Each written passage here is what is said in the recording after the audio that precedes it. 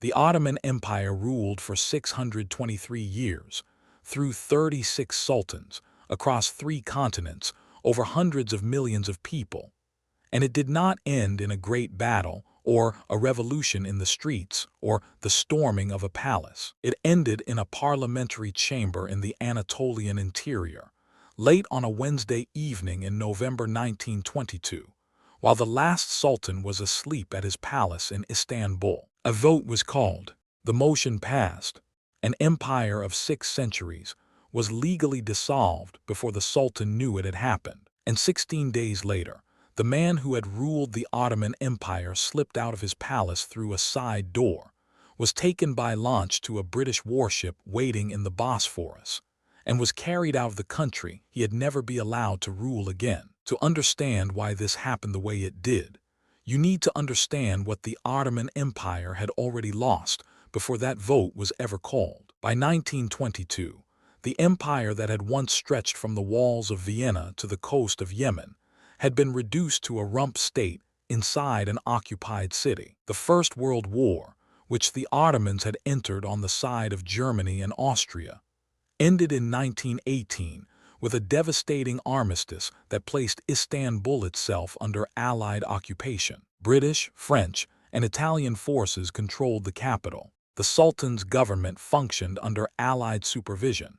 negotiating from a position of near total weakness. The Treaty of Sevres, signed in 1920, had gone further still, partitioning Anatolia itself, the Ottoman heartland, into occupation zones and allocating territory to Allied client states. While this was happening in Istanbul, a parallel government had been forming in Ankara, 500 kilometers to the east, under the leadership of Mustafa Kemal, a military commander who had refused to accept the terms being handed to the empire and had instead begun organizing a national resistance. From 1919 onwards, Kemal built a rival government in the Anatolian interior that rapidly developed its own army, its own legal structures, and its own claim to represent the Turkish people. The nationalist movement fought a successful military campaign against Armenia in the east, negotiated separate agreements with Italy and France, and by August 1922 had decisively defeated the Greek army that had occupied the western Anatolian city of Smyrna since 1919. By September 1922, Smyrna was in flames. By October, the Allies had agreed to a ceasefire at Mudanya, and the nationalist military campaign was effectively won. The question now was not whether the Ottoman government could survive. It clearly could not, but on whose terms the end would come, and who would negotiate the peace. The Istanbul government and the Ankara government were openly in conflict. The Sultan's cabinet argued that Ankara was an illegitimate rebellion. The nationalists in Ankara argued that the Sultan had forfeited any claim to legitimacy by cooperating with the Allied occupation of his own capital. On November 1, 1922, the Grand National Assembly in Ankara convened and voted on a motion put forward by Mustafa Kemal. The motion separated the religious office of Caliph from the political office of Sultan and abolished the Sultanate. 3 resolutions passed in sequence. The Istanbul government no longer legally represented the Turkish people. Sovereignty now rested entirely in the Grand National Assembly, and the Sultanate was abolished. The man asleep in his palace in Istanbul that night was named V.I., sometimes called Vahidin in nationalist accounts, who had been sultan since July 1918, inheriting an empire already deep in its final crisis. By the terms of the vote, he was a private individual by sunset on November 1, 1922. No one had asked his consent. The act of the assembly was the end. As a political concession to Muslim populations outside Turkey, who might react badly to the simultaneous abolition of the Islamic Caliphate, the assembly allowed maimed V.I. to retain the title of caliph in nominal form. The caliphate itself was abolished separately, on March 3, 1924, by the same assembly, Once the nationalist government had consolidated enough control that the religious question no longer required careful management. 16 days after the November vote, on the morning of November 17, 1922, maimed VI left Dalmabas Palace through a side entrance. He was carried by launch across the Bosphorus to HMS Malaya, a Queen Elizabeth-class battleship of the Royal Navy, which transported him out of the country without informing the new Turkish government in advance. He crossed the Mediterranean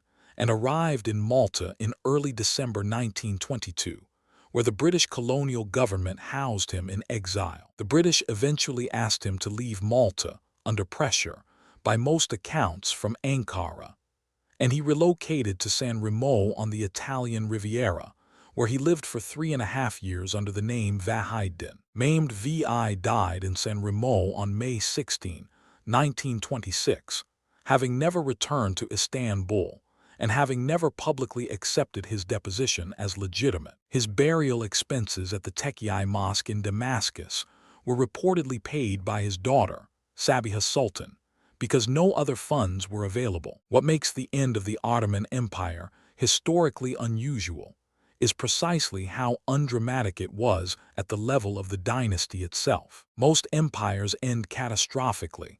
The Roman Empire in the West fell to repeated invasions. The Romanovs were executed. The Habsburgs fell to military defeat and formal renunciation. The king collapsed after a revolutionary war. The Ottoman dynasty, by contrast, ended with a parliamentary motion that the Sultan did not witness, followed by a quiet departure on a foreign warship in the early morning. 623 years of dynastic continuity, 36 sultans, 3 continents, one of the longest-lived imperial systems in world history, concluded without a single shot fired at the palace gates. The Republic of Turkey was formally proclaimed the following year, on October 29, 1923, when the Grand National Assembly declared the Republic and elected Mustafa Kemal its first president. The capital was moved from occupied Istanbul to Ankara, the city from which the national movement had waged its entire campaign, completing the symbolic break from the imperial past. The Osmanoglu family, the Ottoman dynastic line, was not permitted to return to Turkey for decades. Female line descendants were allowed back after 1951, male line descendants only after 1973. What collapsed that November night was not just a government. It was a political institution that had defined the shape of the Islamic world for more than 6 centuries, ended by the people who had grown up inside it. If you want to understand what came next, how Mustafa Kemal dismantled the remaining structures of the Ottoman order in the years after 1923 and built a modern republic on their foundations, that story is waiting for you on screen right now. The other 78% of millionaires in the dataset still reached high net worth, but the saver investor pattern, in terms of long-term financial outcome, consistently outperformed every other profile. The deeper pattern across all 7 categories is the same.